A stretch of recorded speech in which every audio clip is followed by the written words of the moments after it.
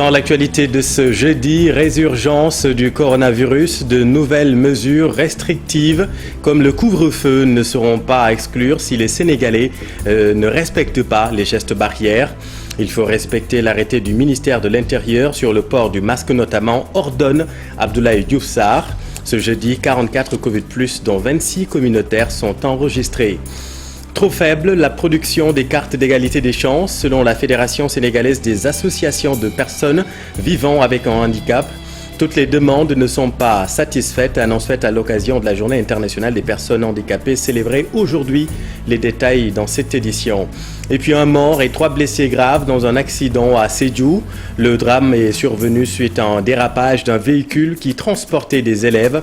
11 autres personnes s'en sortent avec de légères blessures. Et puis un vibrant hommage a été rendu à Pape Bouba Diop à Lens en France. Le corps du lion est attendu à Dakar demain vendredi pour être inhumé à Rufisque.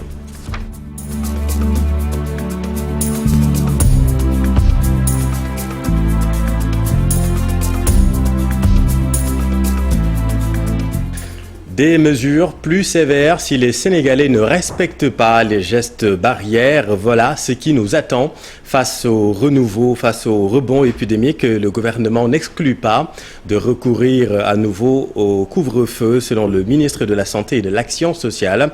Le Comité national de lutte contre les épidémies s'est réuni ce matin pour élaborer une nouvelle stratégie de lutte. Voyons tout cela avec Mamadou Fall et Mohamed Tchek.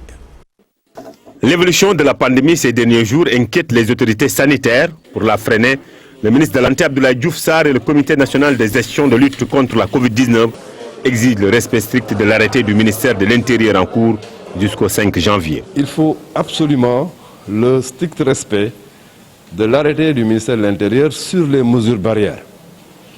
Je crois qu'à ce niveau-là, des choses effectivement vont être faites pour que cet arrêté, qui est en vigueur jusqu'au 5 janvier, soit respecté dans cette période. Le ministère des Transports, de l'Intérieur, du Commerce et de la Santé vont réunir leurs forces afin d'éviter une seconde vague de contamination. Il va falloir qu'on prenne toutes les dispositions avec les acteurs de la riposte, notamment le ministère de l'Intérieur, mais aussi le ministère en charge du transport, pour que le port du masque dans les transports publics soit systématiquement respecté. Cela me semble important.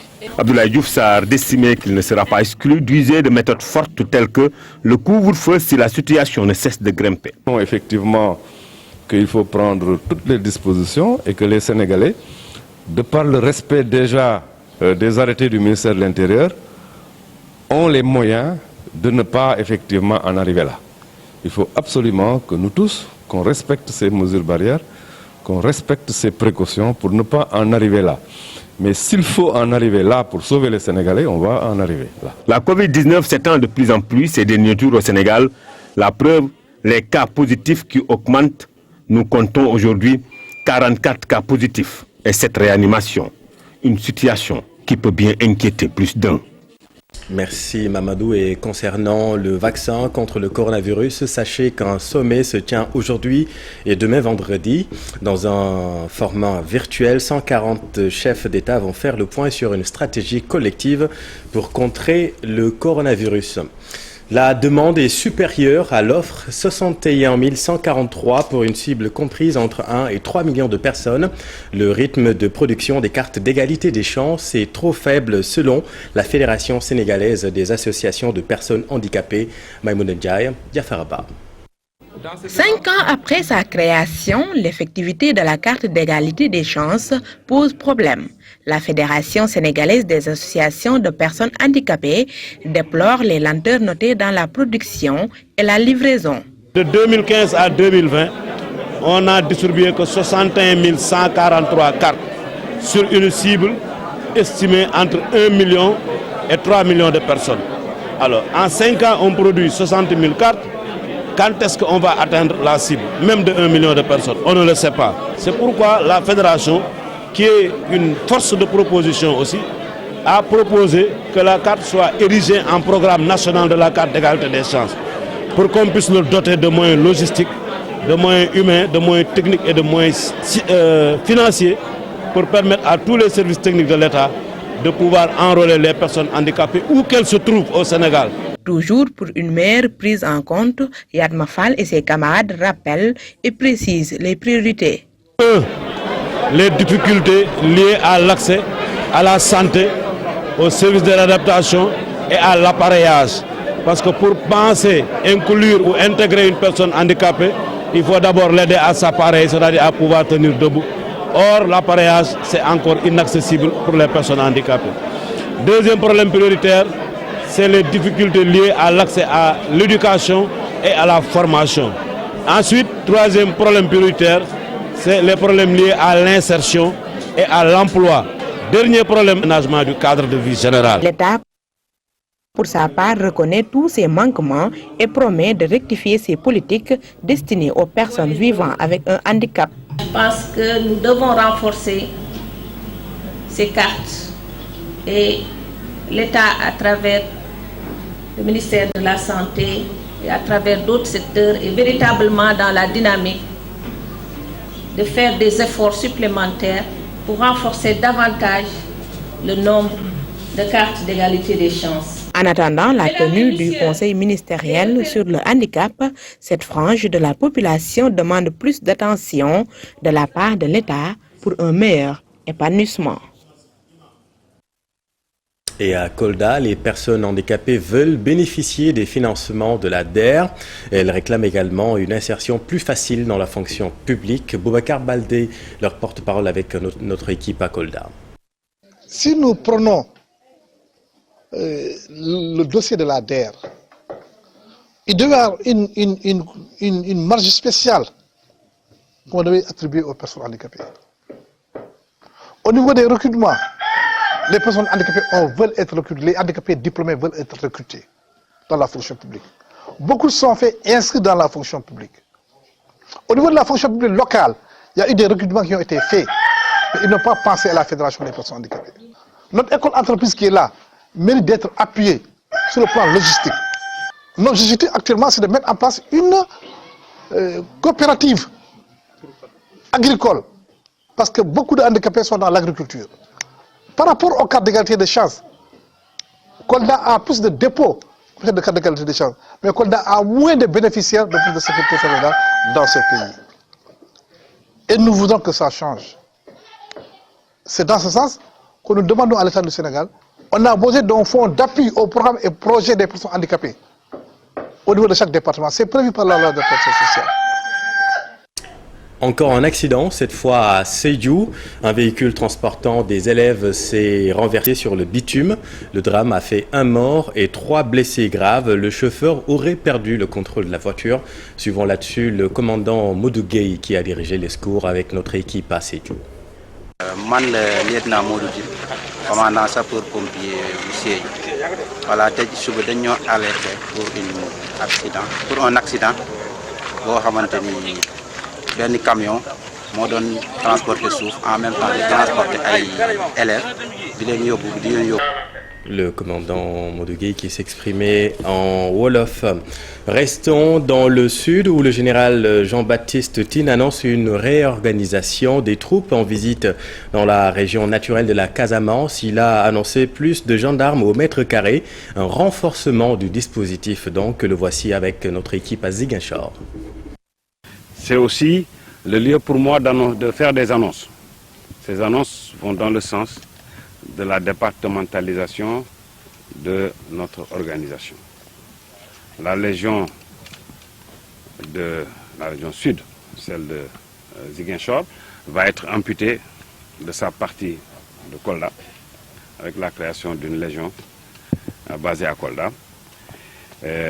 Ici sur place à Ziguinchor, une de nos 2 unités va être redéployée dans le secteur du Cap Skirring, alors que nous verrons la création de brigades à Niassia, à Niaguis et des commandements à Oussouye, commandement de compagnie, et à Bignona. Il s'agit simplement d'élever le niveau de représentation de la gendarmerie à un niveau le plus adapté possible au niveau du préfet, donner au préfet du département un interlocuteur du rang de capitaine, rapprocher les brigades de leur circonscription, Au lieu d'avoir une brigade départementale, nous allons avoir des brigades d'arrondissement. Vous allez avoir beaucoup plus de gendarmes au mètre carré. Retour à Dakar, lutte contre le péril plastique. Plus de 10 tonnes de sachets plastiques saisis à Sandaga par les éléments du ministère de l'Environnement.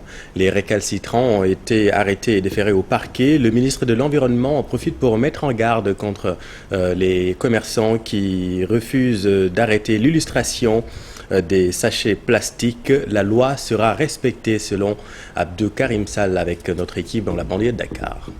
Il s'agit d'une opération conjointe organisée par le ministère de l'Environnement et du Développement durable dans le cadre de l'application de la loi 2020-04 du 8 janvier 2020 relative à la prévention et à la réduction de l'incidence sur l'environnement des produits plastiques. Vous savez, la loi est entrée en vigueur depuis le mois d'avril dernier, le 20 précisément. Malheureusement, on continue d'observer des commerçants, des vendeurs continuer à faire comme si de rien n'était.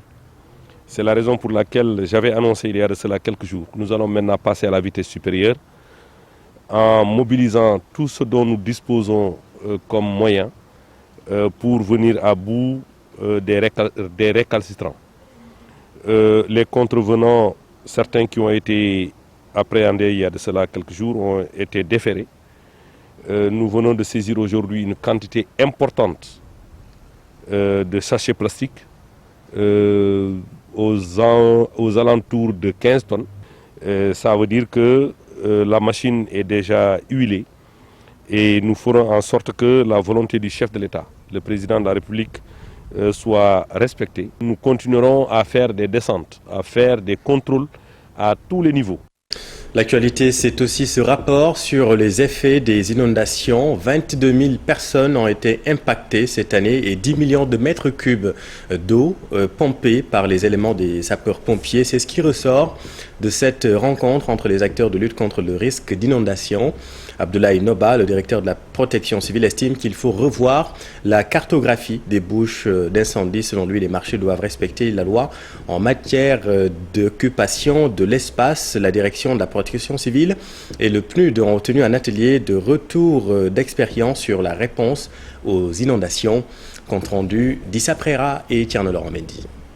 Ils étaient plus de 20 000 Sénégalais impactés lors des dernières inondations. C'est ce que déclare la direction de la protection civile. Un atelier de partage d'expériences sur les réponses aux inondations. Le directeur Abdoulaye Noba a aussi indiqué que près de 10 millions de mètres cubes d'eau ont été pompés par les sapeurs-pompiers. Plus de 22 000 personnes qui ont été impactées.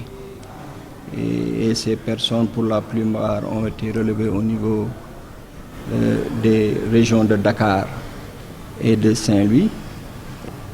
Pour le moment, le plan n'a pas encore été levé. Jusqu'à la dernière décade du mois de novembre, la Brigade nationale des sapeurs-pompiers au niveau de la région de Dakar a pu sortir, pomper plus de 10 millions de mètres cubes. Interpellé sur la question des incendies récurrentes notées dans les marchés, le directeur de la protection civile estime qu'il faudrait revoir la cartographie des bouches d'incendie, mais aussi respecter les lois en matière d'occupation des espaces tels que les marchés. Il faut revoir la cartographie des bouches d'incendie. À ce niveau, l'État a un programme. Nous avons constaté qu'avec l'occupation quasi peu organisée de l'espace public, des bouches d'incendie ont été des constructions ont été érigées sur ces bouches d'incendie. Également, il y a l'autre élément lié à la volume d'eau. Lancé au mois de juin dernier suite aux inondations causées par des pluies diluviennes qui se sont abattues à Dakar, le plan Orsec n'est pas encore levé. Mais tous les acteurs se sont réunis pour évaluer les pertes et dommages, mais aussi préparer des stratégies de riposte. Merci Dissa. Venons-en à la campagne de commercialisation arachidière en cours. Les huiliers prennent l'État du Sénégal pour responsable d'un supposé dérèglement noté dans la filière. Le syndicat des travailleurs des corps gras en tournée à Diourbel soupçonne le gouvernement de vouloir saboter l'industrie locale. Voyons tout cela avec Babacar Diouf et Nongodjaï. C'est au cours d'une tournée qu'ils se sont rendus compte de l'évidence. Les graines des paysans ne risquent pas d'arriver aux usines de la Sonacos. Le syndicat des travailleurs du corps gras s'en désole. Samuel Ndour, le secrétaire général. On constate amer parce que nous n'avons pas trouvé de camion. Et c'est pareil par là où nous sommes passés. Que ça soit à Ziguinchor, jusqu'à hier, c'est 0 camion. À Kaolack, ils n'ont eu que 2 camions. Et je pense qu'ici, il n'y a que 3 camions qui ont eu à décharger. Ce qui est vraiment déplorable. Une situation lourde de conséquences, si l'on en croit le secrétaire général du syndicat des travailleurs des corps gras. Les conséquences sont désastreuses. Non seulement ils vont tuer l'emploi, mais aussi ils vont tuer la société. Parce que la Sonacos ne peut pas rester 2 années successives sans matière première. Et l'année dernière, on a eu très peu de graines. Cette année, on envisageait quand même d'avoir beaucoup de graines. Vraiment, ça sera une grosse perte pour la société. Aujourd'hui, il y a plus de 2000 emplois menacés au niveau de l'industrie locale. Les emplois directs, sans compter les emplois indirects. Les travailleurs des usines de la Sonacos exigent alors de l'État et des différents acteurs un respect des engagements. Les solutions à prendre dans l'immédiat, c'est respecter ce qu'on s'était tous dit, nous tous en tant qu'acteurs de la filière arachide. C'est de collecter d'abord les semences, collecter l'arachide huilerie, ensuite collecter ce qui a exporté. Sinon, à la fin de la semaine, ils vont durcir la lutte contre ce qu'ils ont appelé le bradage des ressources et le sabotage organisé de l'industrie locale. Merci Babacar. Parlons maintenant de l'empowerment des femmes. 14% de femmes dirigent des partis politiques au Sénégal. C'est ce qu'a révélé cette étude effectuée par le programme de participation politique des femmes en Afrique dans l'optique d'apprécier la présence qualitative et quantitative de femmes dans les instances de décision des partis. Certaines formations politiques ont opté pour la parité et vont confier les 30% de postes de responsabilité aux femmes. Selon Hélène Tine, membre du programme, la parité a plus ou moins eu un impact positif. Nous avons aujourd'hui 332 partis officiellement au Sénégal, en tout cas au moment où on démarrait l'étude. Le ministère de l'Intérieur nous avait annoncé 332 partis. Nous avons pu, avec ces données-là, sortir un indicateur de la présence des femmes dans les instances de décision de chacun de ces partis, mais aussi au niveau global. Aujourd'hui, on a autour de 14% de femmes qui dirigent des départements, des coordinations départementales dans leur parti. Il y a aussi des partis qui ont opté pour la parité. Il y en a 3. Il y a des partis qui sont encore au quota. 8 ans d'application de la parité. On a senti qu'il y avait plus de femmes comme secrétaires généraux adjointes, secrétaire général adjoint dans les partis, des femmes qui occupaient beaucoup plus de positions stratégiques dans les instances des partis, qu'il y avait plus de femmes chefs de parti aussi, 17. Et ça montre que la parité a eu un impact quand même positif. Et parlons maintenant de la relance du tourisme. Pour une parfaite offre touristique, il faut une formation continue des acteurs. C'est la conviction du directeur de l'École nationale de formation hôtelière et touristique. C'est dans ce cadre que 156 professionnels du secteur ont reçu une formation de plusieurs jours à Palmarin. L'objectif est de mieux promouvoir ce site. Aminata Goudjabi, Abdou Karim Pei. Cette formation vise à améliorer l'offre touristique dans la commune de Palmarin et dans le pôle touristique Sine Saloum de façon générale. Pendant plusieurs jours, plus de 150 agents du secteur ont été capacités dans beaucoup de domaines. Le besoin se faisait ressentir sur le terrain. Il y a des gens qui travaillent dans des hôtels, dans certaines zones. Quand nous sommes arrivés, ils nous ont dit qu'ils n'ont jamais reçu de formation. Ou bien ils ont été formés sur le tas. Mais dès le passage de l'école hôtelière, la donne change. Parce qu'on vous apprend le b.a.-ba du métier. Le b.a.-ba, cela veut dire qu'il y a de ces choses élémentaires que vous devez comprendre pour être un bon serveur, que vous devez comprendre pour être un bon cuisinier, que vous devez comprendre pour être un bon pâtissier. La commune de Palmarin regorge de grandes potentialités touristiques selon le maire. L'UISEC estime que ces connaissances acquises par les acteurs vont permettre de mieux vendre la destination. On a plus d'une dizaine de réceptifs comme campement, mais il y a également un certain nombre de résidences hôtelières ou maisons d'hôtes. Nous avons d'un côté, on a l'océan Atlantique, de l'autre, on a le fleuve Saloum, on a la mangrove. Nous avons une zone touristique très, très intéressante qui était dans ce cadre-là que nous avons avec Monsieur le ministre du Tourisme pour organiser cette formation, pour voir comment aider les acteurs locaux à acquérir certaines compétences dans ce secteur pour, disons, la création d'emplois, l'auto-emploi. Ces sessions de formation ont été déjà déroulées dans d'autres pôles touristiques du Sénégal et environ 700 acteurs en ont bénéficié. On fait le tour du Sénégal, notamment les 6 pôles touristiques, et il nous restait justement le pôle Sine Saloum. Nous n'allons pas nous arrêter à Palmarin, nous allons faire aussi d'autres localités. Le directeur de l'École nationale de formation hôtelière et touristique invite par ailleurs les Sénégalais à faire davantage du tourisme domestique pour aider à booster le secteur. Aminata Thiès, les acteurs veulent développer le tourisme social. Selon eux, l'emplacement de l'aéroport Blaise Diagne doit être un atout pour la région. Cheikh Anta Diop, c'est là-dessus. Nous célébrons la journée internationale des personnes en situation de handicap. Et nous, le projet ECLA, en collaboration avec la Fédération départementale des associations de personnes en situation de handicap de Tivaouane, nous avons convenu ensemble de célébrer et de marquer la journée. Doublement, d'abord par un panel des acteurs hier qui a parlé sur l'éducation inclusive et aujourd'hui symboliquement avec un don de ça avec l'hôpital Abdou Aziz Sy de Tivaouane. Ce n'est pas le bon sujet, nous y reviendrons avec Cheikh Anta Diop sur les acteurs du tourisme à Thiès qui souhaitent développer le tourisme social. À Dakar, dans la banlieue Guédiawaye, une ville connectée, les espaces numériques se multiplient dans cette banlieue de Dakar. 2 espaces ont encore été ouverts au public. Parallèlement, des caméras de surveillance font leur apparition dans les rues de Guédiawaye à l'initiative de l'Agence de l'informatique de l'État. Habib Faye, Modou Diop. Ils sont 2 à Guédiawaye, ouverts au public. Les espaces de connectivité sont mis à la disposition des populations juvéniles. Aliou Diop, depuis l'ouverture, fréquente ici pour se connecter. Seul le débit est lent, dit-il. Pour se connecter, parce que on est à l'ère du numérique. Je pense que se connecter pour savoir, pour avoir certaines informations, c'est nécessaire, mais aussi on apprécie vraiment l'initiative de l'ADE d'implanter des Wi-Fi ici gratuitement. Smart Sénégal, un projet de l'Agence de l'informatique de l'État. Médina Gounass, une de ces 5 communes de Guédiawaye, espère développer cette aubaine dans sa localité pour permettre l'accès facile à l'information à ses administrés. Moderniser vraiment Médina Gounass. Bon, on attend aussi vraiment ce projet à bras ouverts. Si en ce qui concerne des espaces, on a des espaces là où on peut mettre des espaces, des maisons comme ça.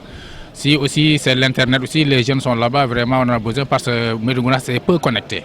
Une convention signée avec l'ensemble des édiles locaux pour la délivrance des services. Ils sont jusqu'ici déployés dans ces mairies au niveau de l'espace de Guédiawaye. Donc nous aurons un guichet unique pour l'administration.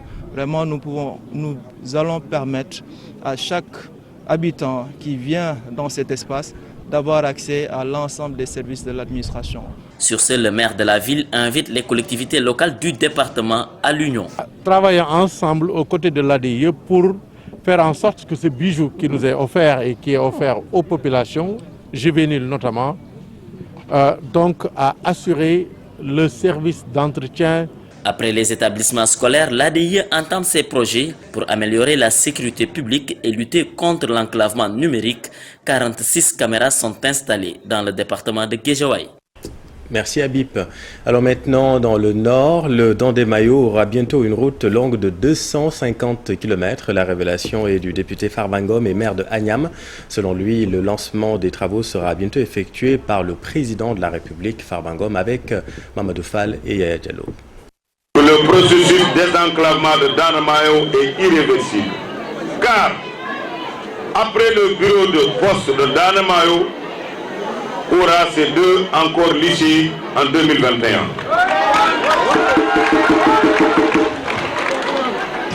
Et cerise sur le gâteau, sous peu, nous souhaitons recevoir le président Macky Sall pour donner un coup d'envoi des travaux de la route Dandemayo de 250 km qui traversera tout le Fouta jusqu'à Bakel, en passant par le Dandemayo avec la construction et réhabilitation de 10 ponts tout au long. Ngom qui s'exprimait lors de l'inauguration du bureau de poste de Niafam Sorokoum.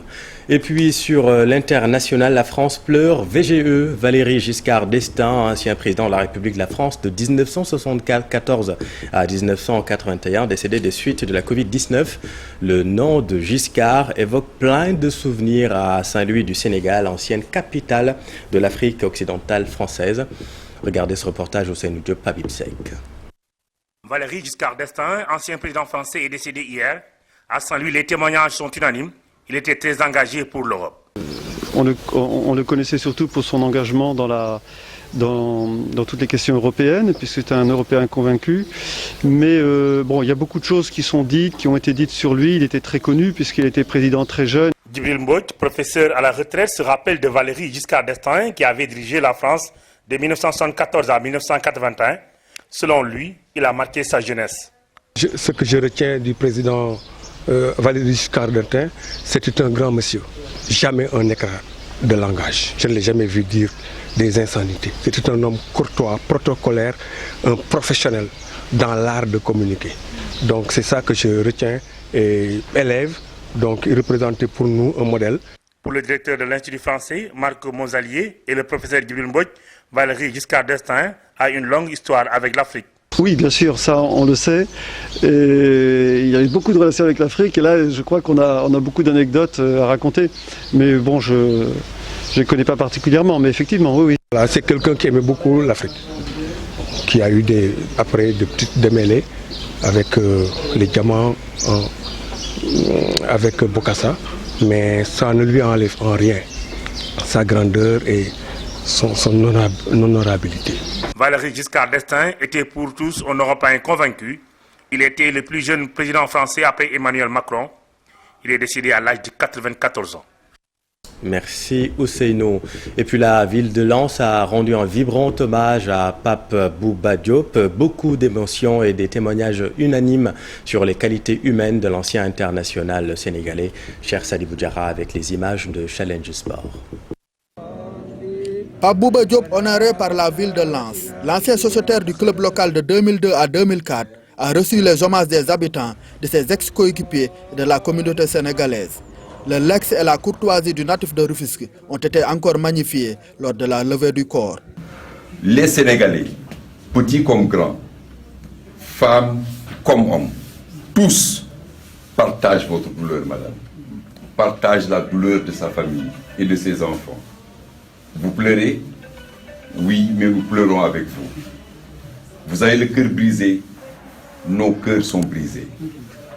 Cet homme a donné au Sénégal ses lettres de noblesse. Son nom restera à jamais dans l'histoire du Sénégal. C'est un homme exceptionnel qui s'est battu jusqu'au bout et je suis contente de tout ce qui se passe, de tous les honneurs qu'il y a. Je suis vraiment fière de tout ce qui se passe, ça fait vraiment du bien. Il était bon, il était attentionné, bienveillant, avec plein de règles, bien éduqué, du respect pour tout le monde. Je pense pas que ce soit déjà mal parler à quelqu'un. Ça a été un malade exemplaire. On n'aurait même pas dit que dans la maison il y avait un malade parce qu'il se plaignait jamais. Les témoignages sont unanimes pour tous ceux qui ont connu l'homme qui sera élevé à titre posthume au rang de chevalier de l'ordre national pour service rendu à la nation sénégalaise. Après moi j'ai eu la chance de le connaître un peu plus et ce que je disais, malgré sa taille et sa prestance, c'était quelqu'un de doux, d'attentionné, de gentil. Il n'y avait pas besoin de parler en fin de compte. Un simple regard, on comprenait qu'il fallait se mettre sur le côté et arrêter de rigoler et qu'il fallait l'écouter. Donc on gardera que les bons souvenirs et sincèrement avec Bouba, je n'ai pas de choses négatives. La dépouille de Pape Bouba Diop est attendue à Dakar ce vendredi après-midi à l'aéroport de Diass. Le président de la République Macky Sall va présider la cérémonie officielle des obsèques nationales. L'enterrement est prévu samedi matin au cimetière de Dangou. Merci cher. Et puis en sport, l'AS Giraffe va finalement rejoindre le Nigeria demain pour la manche retour du premier tour préliminaire de la Coupe CAF. Selon le coach Malik Daf, les joueurs restent concentrés sur l'objectif qu'est la qualification.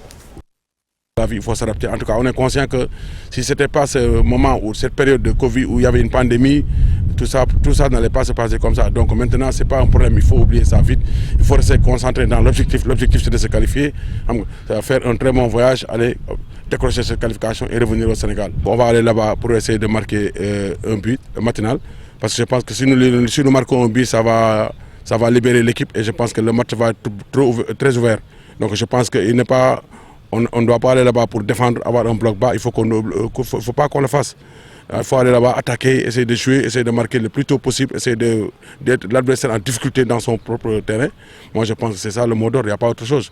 Parce que tu vas dans un pays où tu ne connais pas, tu vas dans un terrain où tu ne connais pas, tu recules, tu joues bas, l'arbitre va donner des pénalités et tout ça. Je pense qu'on a déjà cette expérience de la compétition. Maintenant, il faut qu'on soit très concentré, discipliné, d'éviter les détails, ne pas faire des erreurs comme l'a fait la fois passée. Je pense que si on joue notre propre jeu, si on est dedans, je pense qu'il n'y a pas raison qu'on ne gagne pas ou bien qu'on ne se qualifie pas. DAF coach du Jaraaf. Voilà, c'est la fin de cette édition. Merci de votre attention. Les programmes continuent avec vous, Aram Touré. Je vous laisse annoncer la suite. Merci beaucoup, Chérif Diop.